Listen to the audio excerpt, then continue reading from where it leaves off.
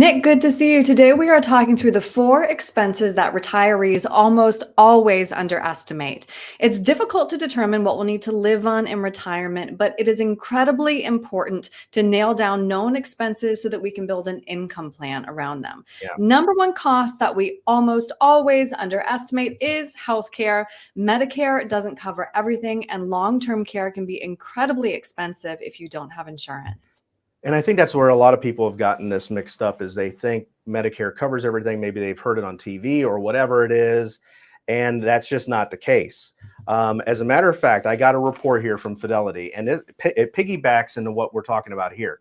If we just look at Fidelity said, according to the Fidelity Retiree Healthcare Cost Estimate, a single person aged 65 in 2023 may need approximately $157,500 saved after Wow. tax to cover healthcare expenses in retirement.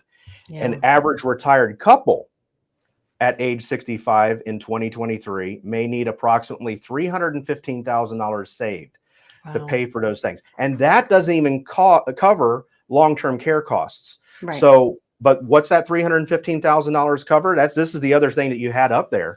That $315,000 that you're paying for, that you're coming out of pocket, 44% of that is going to be co-payments, co-insurance, deductibles, doctor and hospital Yeah. visits. 39% is Medicare Part B and Part D premiums, and 17% is generic brand drugs and specialty drugs.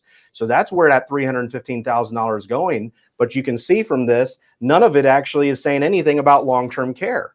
And so I want to touch on that because I just ran a report, which is from Genworth. It's called The Cost of Care. And right here in Central Florida, nursing home care is going to cost for a private room $10,372 per month for a Wow. private nursing home care room right here. That's $120,000 plus per year. And so that $315,000 that we talked about didn't even cover long-term care. So you just can't negate the fact of how health insurance and healthcare costs are going to amass on us as we get older.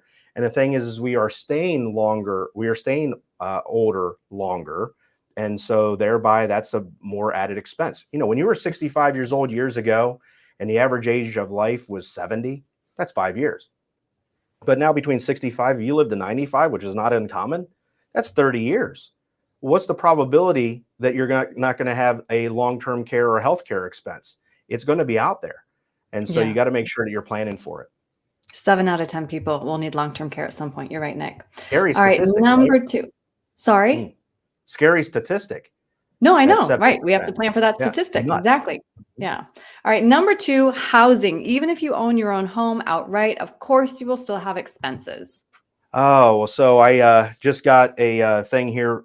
It was a Forbes report, I believe, and it said that earlier this year, Zillow and Thumbtack did a data report, and it revealed that on average, homeowners can expect to pay $14,155 a year or $1,180 a month in hidden costs related to owning a home. Look at all these little things that you can, upgrades, one-time expenses, landscaping, lawn mowing, all these different things, maintenance costs. Don't forget about HOA.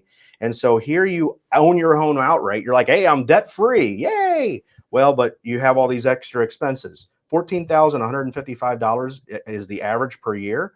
And what I can tell you is that's the national average. That's not what it is here in Florida. Because, for example, homeowners insurance nationally went up about 10% last year, except for us Floridians, it went up 42% last year. So that's the national average. But for us here, it can be a lot more. And so when you look at those HOAs, their expenses are going up too. How are they passing that down? They're passing it to more HOA fees, more taxes from the city and all the other things, property taxes. So there's all these expenses that we don't really plan for. We think they're fixed. They're not. They're variable expenses that go up over time. Right. And I mean, you've just mentioned it several times. Taxes, of course, number 3. A lot of retirees underestimate what they'll pay in taxes in retirement. We'll still be paying income taxes in most cases. And a lot of retirees, again, don't realize that Social Security is taxed. Most don't know how punishing taxes in general can be, especially with 401ks and IRAs. The number one biggest asset for most retirees is that 401ks and IRAs. So and when it happens, when you hit 73 years old, now it used to be 70 and a half. Now and then it went to 72 and now it's 73, is what are called required minimum distributions. That's basically a forced withdrawal that you got to take out of a pre-tax account. So when you're 73, let's say you had $1 million, you might have to take close to $40,000 out as a required minimum distribution. That money is taxed at ordinary income. So here you're thinking, oh, when I get to retirement, I'll just live off of Social Security. And if I need money here and there, I'll just take it out. Yet the government says, well, you got to take this $40,000 withdrawal out or more, depends on how much is in those IRAs and 401ks, obviously. But if you don't actually take that, let's just say you said, hey, Uncle Sam, I don't want to take that minimum distribution. My taxes are already high. Don't want to take it out. Don't need it. Well, he's going to tell you, well, if you don't take it out, you have a penalty. And that penalty is 25%. So taxes are definitely a big deal when it comes to this. And let's not forget, it's not just the taxes on those 401ks, the pensions, and all those other things. It's also taxes potentially on Social Security benefits. And so those can be huge too. So this chart is great at explaining this, because let's say you're single and when you add up your minimum distributions and maybe you get a pension and you add up half of your Social Security, let's say that brings you to over $34,000 of income a year. Now, if you're listening to this, you're probably thinking, I'm already there, or that's not that much, because these tables have not been updated since the mid-90s. Now, in the mid-90s, $34,000 was a whole heck of a lot of money. $34,000 now, I mean, there's people moving to Florida, getting 600 square foot places for $1,500 of rent. So $34,000 doesn't go as much. But here in this example, a person who makes over $34,000 can have 85% of their Social Security being reportable for taxes. I mean, it's insane. So I just want, these are those expenses that people underestimate. And you have to realize that taxes in retirement are a big deal. Right. All right. Now, the only fun expense that we underestimate, travel and leisure. We want to enjoy our hard-earned retirement. Yeah. And you know what? Sometimes we plan for things and we think, oh, you know what? When I budgeted for that was the interior room, but I really would like a balcony room. And you get those upgrades. Well, those upgrades do cost something. And then, of course, a couple of weeks before you go on said trip, you get those emails saying, hey, would you like to have the drink package? And there's these excursions. Yeah. And now all of a sudden, a cruise that might cost $1,500 for the ticket, that sounds good. Now you're spending another $3,000 on top of that to do all the extra things that you want to do. So I just want people to realize that when it comes to travel and leisure, we can't, number one, forget about it. A lot of people, when they do their budget, they'll not even use travel and leisure doesn't get calculated in there for some reason. They don't count that. Well, it's a number you got to count. And when you look at it, look at your day is when you retire, you have 8 hours more a day to spend. You got these bucket list items that you want to do. You want to enjoy your life. Well, what's that perfect day cost? I just had a couple that they want to take a big trip. They're taking their big family trip. And originally they said it's going to budget $20,000 for it. That was last year. Now this year, it's going to cost $50,000. So now it went from 20 to 50. Now it's up to 70,000. So all these things are adding up, and it's like you have to look at this. That was a way, going from 20,000 to 70,000. That's a big underestimate, right? It's a big drink package. It's a drink package for like the town. It almost sounds like, right? But here's the thing with it. You got to look at where are you traveling? What are you doing? If you have grandkids and they live in the Midwest, and I have some people that live in Florida and their kids have moved to Colorado.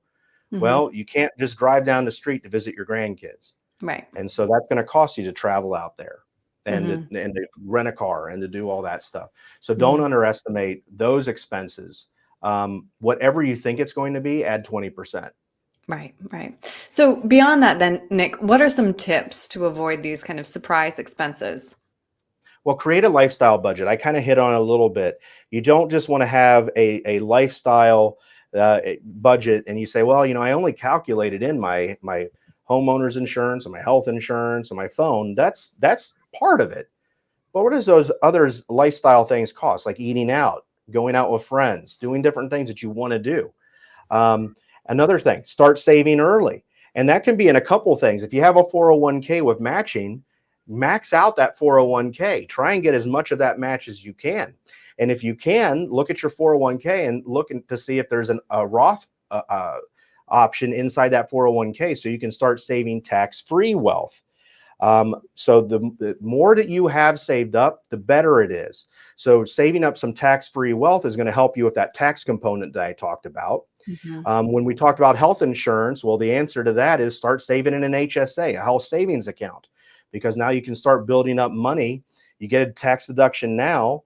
It's in a bucket earmarked for health insurance. And so when you get later on in life, you have a bucket of money that you can tap into. And when you pull money out of an HSA that you've built up, it's tax-free if it's for a qualified medical expense.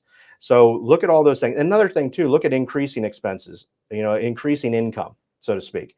So if you Mhm. retire at 65, you got to plan on needing more at 75 and 85 and 95. And I have a growing number of people that will tell me that I'm going to need less income as I age. And that's how they're building their financial plans, is needing 80,000 now, 70,000 in 5 years, 60,000 in 5 years after that. It never works that way. No, no, no, Almost it's ever. inflation too. Yeah. Mm-mm. This is, really enlightening to talk through. Nick, if somebody would like more help with, again, this budget and how to avoid these expenses, how can they reach you? Well, the easiest way, I mean, one thing that we can do, if you go to our website, group10financial.com, what we did is we put together a box. I mean, this is a big toolbox filled with stuff. And it's called our tax-free retirement toolkit. But there's also other things in there from retirement. And what we've also put in is a copy of our book, Diffuse, the 7 steps of protecting your 401k and IRA from the IRS. We really want people to have tools at their disposal that can help them figure out where they're at and what they need to be doing. We even have in there a 35-point checklist that will actually help you give a grade, a legitimate A, B, C, D, or F grade to your retirement. And it walks through 35 key areas that you need to be That's great. quizzing Yeah. yourself on. Mhm. So go to our website. Right there in the middle on the homepage, you can actually register to get this for free. We literally ship this box out. It's not a digital thing. We literally will mail a 2-pound box of retirement goodies to you that you can tear open, go through, and then figure out what you need to be doing, and if you're on track or if you're off track, and what can be done about that. Really helpful. All right. Well, Nick, thank you so much for your time today. I really appreciate it. Always great to be with you, Aaron.